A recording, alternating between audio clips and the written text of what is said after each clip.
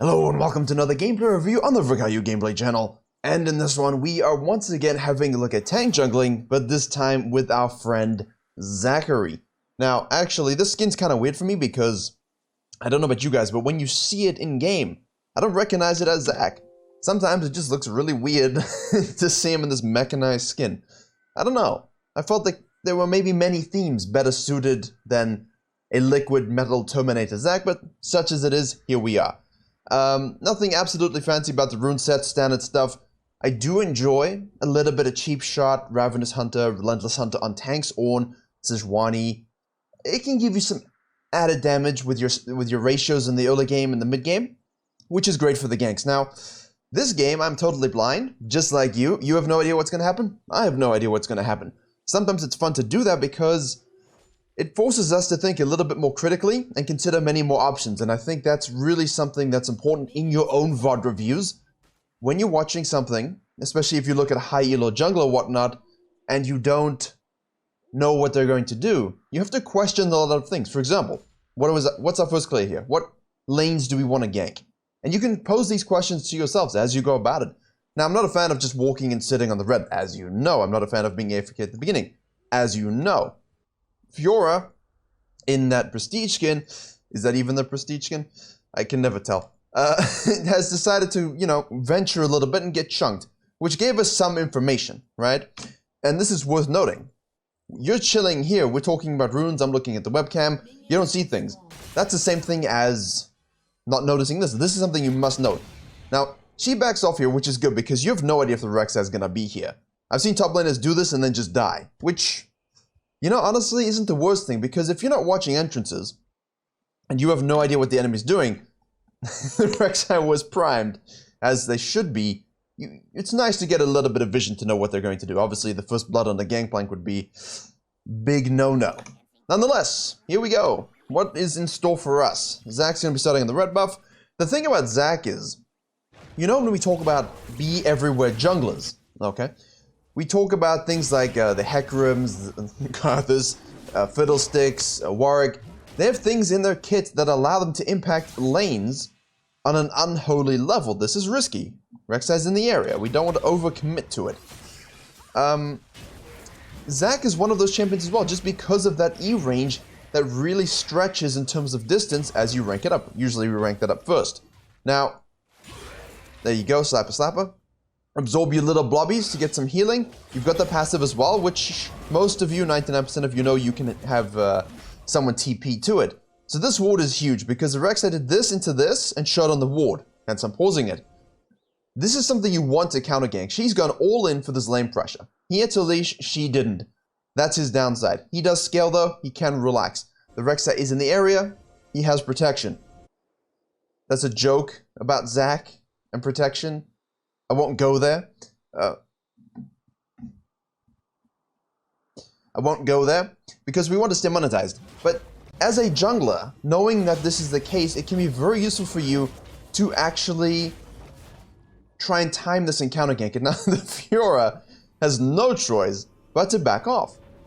She has no choice because the Rek'Sai could be looking for this. Now the Rek'Sai we know most likely isn't. I would anticipate the Rek'Sai goes here, or if the Rek'Sai was against something a little bit more risky, squishy, like say you're playing Zyra jungle, or something that really gets kind of low in the situation. I would anticipate that a Rek'Sai could easily wrap this and look to kind of get in my face here. Could look to perhaps even do a dive. Now as an Elise, I would expect that as well. So what the Zach is doing is yoinking this blue buff into the bush. So if the Rek'Sai decides to do something, won't see it. However, you won't see the Rek'Sai either because it's deep and dark. Rek'Sai's on the Raptors as we anticipate. So this, I feel like you're being a little bit oversafe. If Rek'Sai was going to invade you level 2 on the blue, it wouldn't have happened already. We're trying to save our smite for the low as possible. There we go. You get the regeneration, and now with the Gromp, you should be fine. Good. Now, while we're speeding through that, Rek'Sai ganks in the mid. This is how, I did the master run in Season 9. As you red, Krugs, Raptors, gank the Katarina level 3. Go down, get the Crab. If bottom lane is gankable, gank it. If not, sequence up here. If the Raptor's available, I'll yoink those and smite it. If not, I just sit in this bush, wait for the mid laner to return. Katarina would have shoved and gone back to base, worth noting. Katarina rejoins the lane with a slight item advantage. Wave should be in the middle, and you E over the wall, and if they flash, they're basically 100% dead. If they didn't flash, this time you have the advantage and they die anyway. So it's like a really good way to get a Katarina fed, and the Zac is aware of this. You're not looking to match that cadence. You're not looking to sort of turbo stomp this. Now, you're very concerned about this. Okay, so that's pretty standard. The Yasuo really didn't consider it. I feel like don't walk into the bush here. You know, if the Rek'Sai hasn't shown, and Rek'Sai did show, and the mid lane is going to notice this.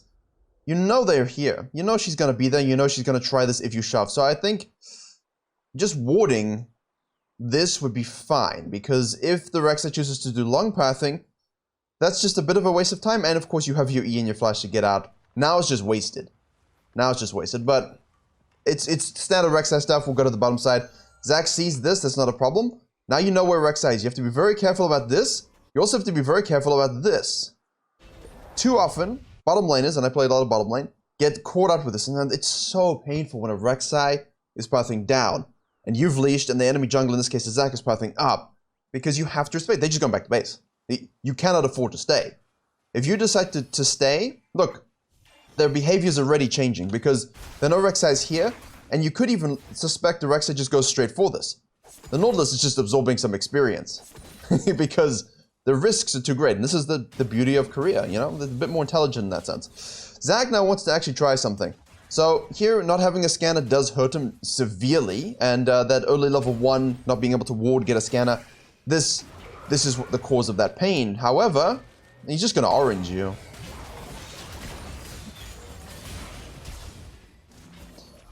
Well, you burn his flash then. It doesn't matter, I guess. That's good. That's good. That's good. If you can surprise it later like that, that's absolutely fine. You know at around 4-5, 4-10, the Krugs are going to be up. There we go. Now, from the perspective of Rek'Sai, because the bottom lane goes back to base, and that the Zac has done this, 5 camp, there's no tier 2 Krugs, which you don't want to take anyway. And you could think about taking the Raptors, and I think that's something worth noting. However, from the Rek'Sai's perspective, because the blue team went because the blue team's bottom lane went back to base, you can't gank it. So what you do is, because Katarina has gone back as well, let's spend that time rinsing our blue side. And now what I would think about is ganking the mid lane again. Here we go. Because we know that the Zachary is going to be on our Krugs, and the Yasuo here. This is great. Now, if we were looking from Rek'Sai's perspective, I guess it's like a mutual VOD review. He understands this. You know, he knows this. So let me put a ward here, nice deep vision, which you need versus Rek'Sai, and just join the Zac. Because we just burnt his flash, we can dive him. That's how you avoid a gank as mid laner. Hey.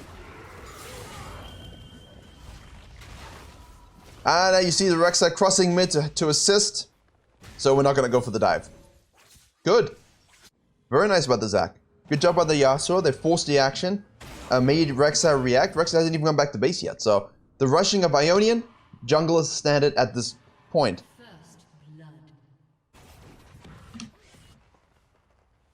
Hey.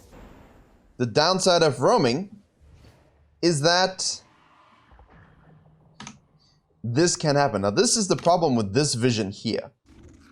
That's the problem with this vision here, you see. Now, the Rek'Sai moves up into it, right? Watch what she does next.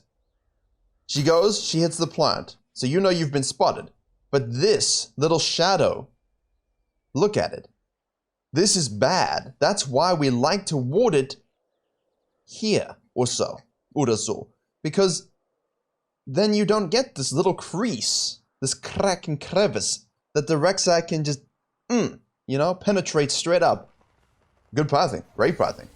She didn't know it was warded, which is why the good practice of pathing is to hug the walls anyway. Because if they have warded badly, nice. If they have warded well, nice. So, either way it works. And if you get spotted, you get spotted. But, you know, most of the time wards will be lazy, especially in your elos. And then you can abuse this. Like, they're gonna come back to lane. And we talk a lot about this in LCS and pro play is rotations. Now, Bjergsen was so good at this. If he took his Zillion and you know, gave the Einstein treatment to the enemy laner, and wanted to roam down, which he would do. Get something, doesn't get something. But all of a sudden, the lane pushes back, the jungler shows, or you tracking and he shows here, you cannot afford to go back this way. This is just so risky. It's so common as a support to sit in this bush, slap a ward over the wall, the mid lane is roaming and comes back, and as a jungler, same thing, and they just die. So what you have to do is just walk the long way. And Bjergsen was so disciplined about this. It was really nice to watch. Faker as well. Although Faker has been getting caught out a little bit more in the last few seasons, but if I was benched, I would also be tilted. So, pretty good by the Rek'Sai. As the Zac, you fully expect this. I don't know what this hotfix path thing is. You knew that Yasuo was dying anyway. We could simply hold mid lane directly, but this is the value of jungle experience, such that it is now. I mean, holding this wave is huge. Don't push it. Just last hit as best you can. I know it's difficult for certain junglers, but that's fine, that's fine. Rek'Sai shows up here. Still not going back to base. So this is all the information we need from the Rek'Sai. Because you stole the tier 2 Krugs, which is great. So Rek'Sai takes her tier 2 Raptors. And now as Zac, you can simply focus on taking your tier 2 Raptors as well, which should be level 4 in theory. There we go. Yasuo is going to go all ham onto the Katarina because she hasn't reset. Now Zac, here we go, yeah. I like this. Just show. It's fine. You're tank. You scale innately. No concerns. Now you could look here to simply flex this into this. I think that's something worth considering, but actually, yeah, you know what? I might actually be concerned about this because we have no deep vision. If you were a jungle in this situation that could solo dragons and you saw the Rek'Sai go back, I think I'd do it. Right? What do you guys think? I think we do this. Especially in low elos. High elos is a little different because we're not always obsessed with this win con, but in low elos, this is a demoralization factor for your laners and for the enemy jungler. Because these two camps will be spawning, right? This was just taken and this was stolen. So the Rek'Sai's got a 50-50 coin flip. Push bottom lane, we can definitely make something happen here. Don't know what a warding is. Ah, there you go. So, confirmed. You can make something happen here and then dragon, which is what I was concerned about. Now the Zag's going up, scene going up, you're kind of giving protection, giving this confirmation to the Rek'Sai that it's okay to go bottom lane. Yank and ping this. Or was he just not thinking about it? Because immediately that crossed my mind. As soon as we go up from this mid, because the Rek'Sai has none of this, and this is still 30 seconds away, and these two will be spawning, it's a lot of experience, and these will be high tiers, right? I want to see it. These will be high tiers, like levels 5. Yeah. Gonna say 6, but it was a little bit soon, yeah. And so, you know, the bottom lane's pushing. You should ping this, communicate it. Oh, don't go in, Nautilus. I see, you know, when I'm bottom lane, I don't really, because I play jungle, I kind of track this as well. But when bottom lanes do this, it does irritate me. Hey, the Zac is just as guilty. You might complain as the Zac, but you're just as guilty. Because you literally went mid, showed your direction, and gave away all the information necessary to the Rek'Sai to make their play full confidence. But you know what? A fed Fiora, we take those. So now you're also giving away the dragon. That 100% should be taken.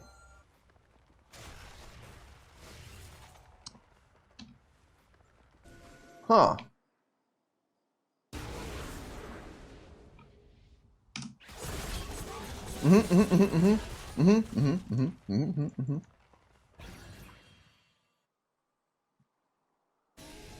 Free, no? In your games, 100%. You take that quickly. While the bottom lane's dead, while Zac is top lane. Yeah, we take that. Please. That is too free. That is too free. You must, because you're getting a Fiora fed on the top side against you as the Rek'Sai. And now the Zac's gonna be able to push this wave, get 6. Okay? And sure, the Rek'Sai's now looking for this, but you're not timing the fact that the bottom lane will be showing up to protect. Look. I mean, hey, if you play anything other than jungle, please, in this situation, check this. On your way back to lane, it costs you nothing, and you know what? You have numbers. It's a 3v1. So the Rex is playing with absolute fire here. Not the right kind of fire. The Zac assumes, I think, at this point, the Zac kind of assumed, I'm losing this, I'm losing this, I'm losing this. This could be gone. Might as well stay topside. You could dive it again, but the Fiora needs to reset, so I would just red buff. If you have visual confirmation. If you have visual confirmation. There you go. So now you can't.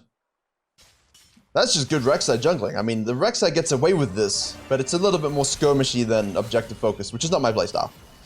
If you couldn't tell. If you couldn't tell. Yeah, there, he takes the red. Good. Now Rex is going to be coming up, so you better drag it into the bush. Drag it into the bush and hope you win the smite and get out. There you go. Now get out. Good. Now we chill. Okay, be very careful here. You don't want to get knocked up during your E. Good. His flash is still down. We have the timer of it. Flash to knock him back. Oh, I love the old Zac. I used to play a lot of, actually, the first time I got Diamond, when I started playing the game, was with a lot of Zac jungle. This is way back, though. The updated Zac I never really played. Good. Good by the Zac. And, you know, this is it. You just have to play the map as you see it. The only big mistake I see was this direct pathing up. And now a lot of times people feel they need to go back down. I mean, you can reset here because you know that you lost everything on the bottom side. You don't have ult, you have passive up. We can keep camping the lane we want to camp, or we can simply do the Herald, knowing full well that the Rex has got nothing to do up here, and we'll need to repeat gank bottom lane. So at this point, I'm concerned about that, but at the same time, because of the Zac's decisions, you force it into a sort of I'm focusing top side. This is a good ward. I anticipate we'll see them take this now. Yeah, there you go. That's fine. I mean, I'm a huge juice your laners with plates player with the first Herald. And while the first Dragon is nice, I don't really...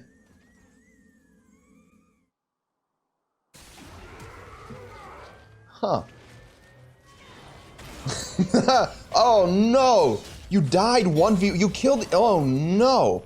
Oh no! I better use the Herald on these plates. Oh, is he gonna be a gentleman? He's a gentleman. You actually don't want to do that, but... Yeah, I'm not a fan of these super heavy top lane focus here. I think in this situation, the fact that they kill each other, the fact that you have TP, you could argue using the Herald here to just get 360 yourself. Sorry, 320 yourself. You get this wave. The Fiora could look to make a TP play. A rotational TP play. And from here, you can simply either go back to base and join it, or afford yourself the time to take your blue side camps. I think it's been too long since we focused on any camps. That being said, the Rek'Sai is down in CS.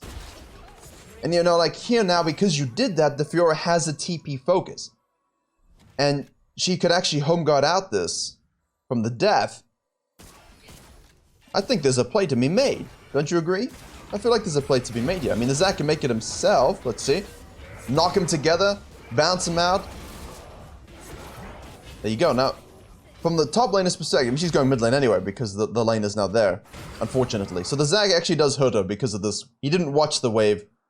I'm actually talking about it, staring at it, and I just didn't say anything, but... Good rotation by the Zac. I like that so far. Mid lane is being camped by Rek'Sai. It's nothing you can do. Bottom lane is showing up. He really wants to use these plates, but you've got time. How much time do we have? Yeah, we have time. I mean, if you're communicating with your top laner, maybe what I said is slightly better. But in terms of getting a Jinx fed, I'm all about getting Jinxes fed. So this is actually a good play. You sacrifice the Fiora's lead.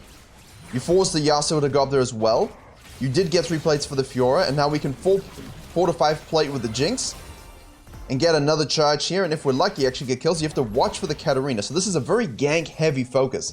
But his CS is actually pretty much the same as the Rek'Sai's. Careful here. Pull it down.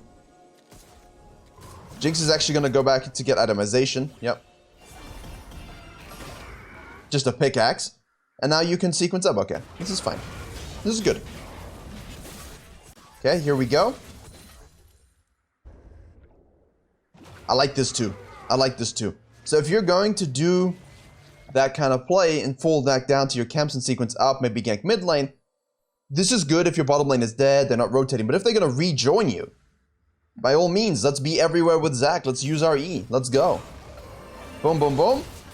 Good. Get the ult from the Nautilus. Ult again. Get the flash. Beautifully done. Well done, Zac. He's getting the kills that you want to go to the Jinx. 100% you want to go to the Jinx, but we take it.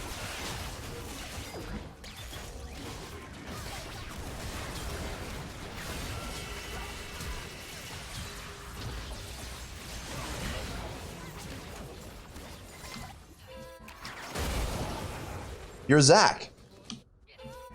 You're Zac. What are they doing? Now, I'll be honest because I'm looking at the mechanics and sometimes, you know what? This is actually a great example. I just made the main channel video and the top laner missed something like this as well. Challenger top laner missed a rotation by the jungler. It happens. If you're in the actual moment, in this fight, you're focusing on the mechanics, making sure that the Simmer dies. Blink and you'll miss this. Which is why team communication is so big in Pro Play and in Flex and Clash. The Fiora, Yasuo should see this. And they can communicate it to you. By the way, we saw Katarina moving down. We saw Rek'Sai moving down. You're going to get collapsed upon. So that all this means is, don't face check this bush. Alright, you're getting pings through here. I can't see who's actually doing it. But you're Zac, you have a passive. You have a Nautilus. You got the TP to come through as well. You can regenerate on your Blobbies when you come out. It's fine. It's good. Fiora TPs gets nothing though. Poor Fiora, man. I thought things were looking good for her. Didn't work out that way. Okay. At this stage now, your mid laner is going for the 1 in 10 spike. Your ADC is kind of fed, but doesn't look as apparent as it normally would with 5 kills. But the Zac, going for the chem tank and not going for the fisties. I do like bigger Zac. I'm more of a fan of the Frozen Fist, and I think in this case, the Frostfire, sorry. In this case, I think it would have been good. I think it would have been really good, because you only really have Katarina as your AP threat. Seraphine if you want to count it, but I think this is definitely a good time to chill. Let Fiora create some pressure on the bottom side, let the bottom lane hold the mid lane, let Yasuo respawn and head back to the top side. Good time to clean up your camps and farm, but it's level 4. I think we could have afforded to take these maybe at least one more time during the transition phase of up and down. But we definitely want the dragon, so we're looking for 11 just for the dragon. And the Rek'Sai did good things, you know, but that pressure wasn't dictated by Rek'Sai, it was dictated by Zac. Zac forced action. And because Zac forced action, and Zac got waves, and Zac got herald, and Zac got plates, it just created a whole level of pressure that the Rek'Sai could not match. And that's why Zac is very difficult to face. That and E range. Okay, are we giving this? We're giving this, because the Nautilus got chunked in and had to go back to base, so... That, I mean, it's not the end of the world. I still think at this point I would have liked to fight for this. But I understand teams are not always on the same page. Now we're shadowing our laner. This is what shadowing means. It means you got someone split pushing, looking to make pressure, and you anticipate a laner showing up or trying to soak experience, and you jump out of a bush. Or E out of it. There you go. Well played. Well played, Zac. Oh no, Rek'Sai. Alright. Detach, literally. Let's go mid lane. Let's get the tower. Cut them off, clear the wards, help the Jinx, keep her alive. Steal jungle camps around mid lane so you can E in as you need. There you go. Be very careful though, because it is a Samira and a Seraphine. And we don't want to do that. So, we blame the Nautilus for this. Okay, Jinx lives. And so does Zac. Okay, that's not so bad. As far as bad play, he's so small. As far as bad plays go, pretty good.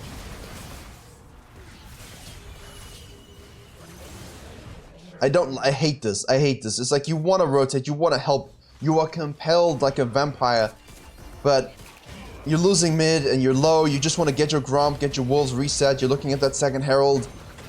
Yeah, I get it. I mean, he's pretty much full build, right? Pretty much full build. It's unfortunate it's not a more magic heavy team comp. I understand the need to have the chem tank, but honestly, I think Frostfire here with a Bramble, and then you could even argue, I used to do this with Ornn, and then you go into your magic resist item if you need it. I think that would actually be kind of huge, especially with the Spirit Visage. I don't like the fact that we're having to give up Herald too. I don't like the fact that we gave up the second dragon so free, and I don't like that we gave up this Herald with weird back timing in fights. But you do have the lead. That's what's worth noting here. Which means if you have your whole team, you can win it. There you go. Good. Front line, E, ult, absorb. Now, the Katarina has to be very disciplined in the same way that you as Zac have to be disciplined. You do have a Nautilus. This is an ace, right? Ooh. Yeah, it's an ace. Surely. Boom. One more. Yeah, it's a nice. You have to be very disciplined as a Zac if you have no other CC as a tank. Save that disruption for the Katarina. I know you want to use it on every other situation, but if Katarina is against you, and she's daggering around and can possibly annihilate your carry like a Jinx so easily, use your E and your ult to make sure she does not get the channel off. Fortunately, you have a Nautilus as well. You have the Yasuo Q also, but just keep that in mind whenever you're playing something like a Katarina. Your target selection for CC is the big differentiator. Now, unfortunately, for the Rex side, despite a decent game, the Zac was just a little bit ahead on cadence. Now the third dragon's coming up. And basically, because of the last teamfight win... Trapping. I love trapping. I mean, one great champion versus another.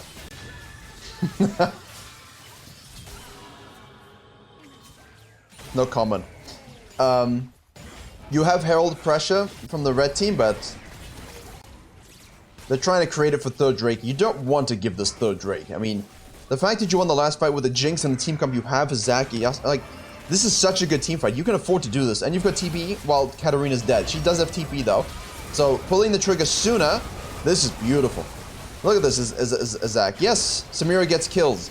Yes, Samira gets kills, but the fact that the Katarina's still dead for a good 21 seconds means you can pull that trigger and she literally cannot react to it. Oh, he missed it. If he hit it, he could get it on the blue. But that's a dragon, so let's make sure we secure that. Jinx can do it, and then you can E over with the Yasuo. Seems like the enemy team is getting a little bit demoralized. And they're mispositioning. Yep, I don't think is a Korea game this... So the juicing of the Fiora actually worked. But Zac MVP for sure. Very good decision making. You could see an alternate universe with alternate paths, with the top herald, with the bottom lane, but you know, we don't want to use results as our justification. I'm just saying those are two different sides of a coin. He chose bottom lane and it worked out for him, so that's great. I think it does work out as well for you if you use it top lane, but good presence, good ganking. What happens to close the game? Let's see. Okay, nothing. So, a little bit of a simpler gameplay. I went to blind. I had no idea what was going to happen. Don't overstay and die. Just don't do it, please. Just go back to base, because you don't want to give them a free Baron. If this was like 25 minutes, 26, you give them a free Baron, and that's really rough. There's no... They're trying it. But hopefully you can see the nature of map flow, the nature of letting the game come to you, and honestly picking a lane to camp, and then making sure you feed one with the... Whoa, nice. Making sure you feed one with the Herald is so huge. And then you just be there with your range as Zac. You just be there. You can get to places so quickly. They think they're gonna fight, and all of a sudden here comes Flying Slime Ball, or Mecha Slime Ball, and there's just nothing they can do. Huge lead. We're watching 0.5 speed for the effect. But yeah, there you have a nice simple Zac game. I do advise the Frostfire usually, but it does work, as you can see, with the Thornmail and the beginnings of a Spirit Visage. Target selection, peel, engage, and pressure are the order of the day. Thank you very much for watching. Hope you're able to enjoy and learn something. Coaching is now once again available. Link in the description below. And as always, I will see you all in the next tutorial. Wonder how long I can wait before people question if it froze.